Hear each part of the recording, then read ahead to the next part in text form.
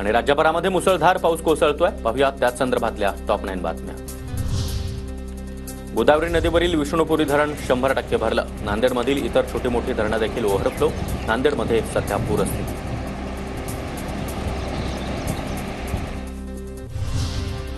बुलढाणा जिल्ह्यातील वान नदीला देखील पूर. शेकडो एकर जमीन पाण्याखाली. पिकांचं मोठं नुकसान.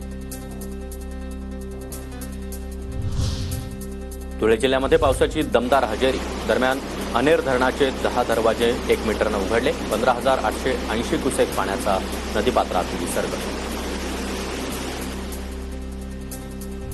नांदेड जिल्ह्यातील लिंबोटी धरणाचे 12 दरवाजे उघडले. मन्नार नदीमध्ये पाण्याचा विसर्ग सुरू. मन्नार नदीनं धोक्याची पातळी ओलांडली.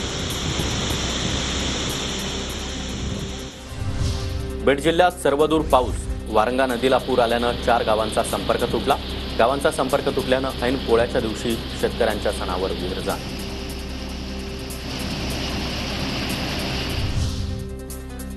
वाशीमध्ये 2 दिवसांपासून मुसळधार पावसाची हजेरी. महादेव मंदिराजवळ धबधबा पुन्हा एकदा प्रवाहित.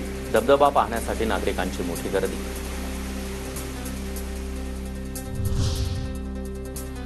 वेरूळ लेणीमधील धबधब्याला रौद्ररूप प्राप्त. सीतानहानी धबधब्याचं विहंगम दृश्य पाहण्यासाठी पर्यटकांची गर्दी. नांदेडमधील पेनगंगा नदीला देखील महापूर. 3 महिन्यानंतर सहस्त्रकुंड धबधब्याचं रौद्ररूप समोर. 3ही धारा प्रवाहित.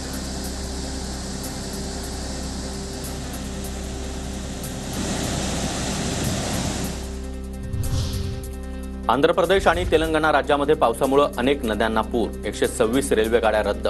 एनडीआरएफची टीम 25 पथकं तैनात. गुजरातमध्ये देखील पावसामुळे जनजीवन विस्कळीत.